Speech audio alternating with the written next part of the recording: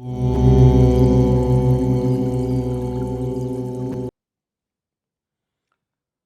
this is done?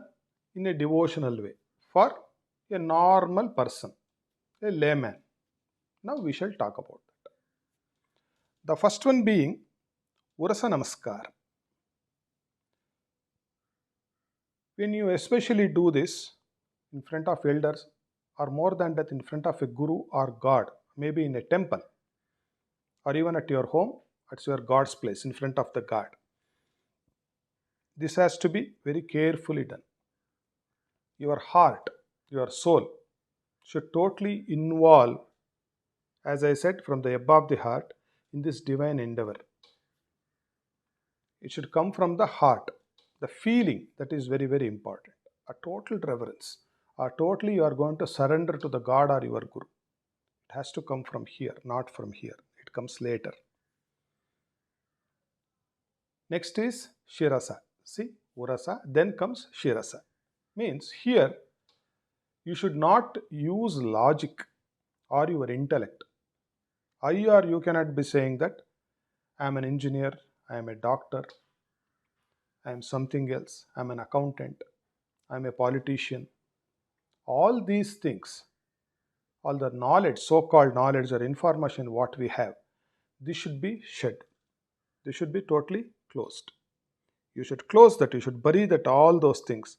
And only you will have to meditate and contemplate intellectually towards the God or revered Guru. So contemplation, thinking about it, giving up all your so far called learning or learnings is called as the devotional way of using your head or your learning. This real kind of prostration. Third one is Drushtya. Urasa, Shirasa, Drushtya means gazing. You should always look at the idol or your Guru with total devotion. You should try to grasp the symbology or the symbolism of whatever is carved in an idol or the attributes of one's Guru. Physical presence is more than enough. We shall talk about that in the later upcoming videos. We shall talk a great deal about that later on. So we finished three: Urasa, Shirasa, Drushtya. Fourth one is Manasa. Manasa means this is a very, very important thing. What does mind do? It recalls your memory. Always it recalls. Always it laments about the past happenings. Isn't it? So, time and again, you should recall the image or other attributes from Guru which is thrown at you. Remembering always in your mind, keeping that picture always in your mind is a devotional way of doing Manasa Namaskaram. So 4 are over: Urasa, Shirasa, Drushtya, Manasa. Fifth one is Vachasa. What is Vachas? Once again, articulating, talking, speaking. You will have to repeat name, or you will have to sing the good attributes of Guru. Guru's attributes are always good. It doesn't mean bad at all. I don't actually mean that. So singing his names or singing the devotional songs of any god or goddess, repeating their names, Namasmarana Dhanyopayam, repeating the name or names, different names of one divinity repeatedly. It can be in your mind or it can be vocal. You'll have to sing.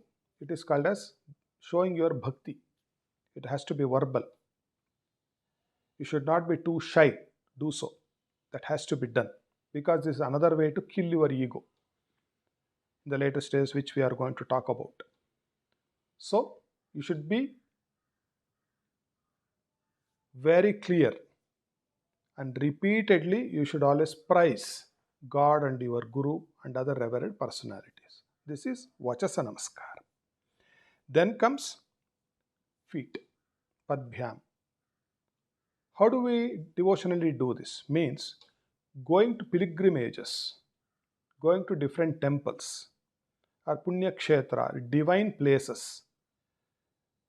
Olden days they used to walk, which is called as padayatra, means the pilgrimage done by feet. They used to walk. They used to walk years, decades. And nowadays, it has become so easy by the advent of technology. It is very easy nowadays. But you will have to go there. You will have to make a point that you go there, visit, take a darshan of the god or goddess or your guru and whoever are the great personalities or yogis. This is the namaskaram done by using your feet. Karabhyam, your hands. How do you use your hands, upper limbs? In this particular act, yoga kriya, in a devotional way, is to perform pujas, to light lamps there, to do bhajan, to play instruments, and to offer flowers at the lotus feet of your guru, revered personality, your father, your mother, God, family deity, and things like that. This is called as doing or showing your reverence through your hands or your upper limbs. The last one is Karnabhyam, which is done by your ears. Hearing to the stories of Almighty God, the divine personalities, yogis, saints, seers. This is done by your ears. So, a person who engages in such kind of simple yogic practice of devotional way of Sashtanga Namaskaram is eventually one day or the other is absorbed into the super consciousness, or he will become rather all pervading also. This is the simplest way of doing Sashtanga Namaskaram by the general people, all folks, we can tell it as, or we can call it as like that.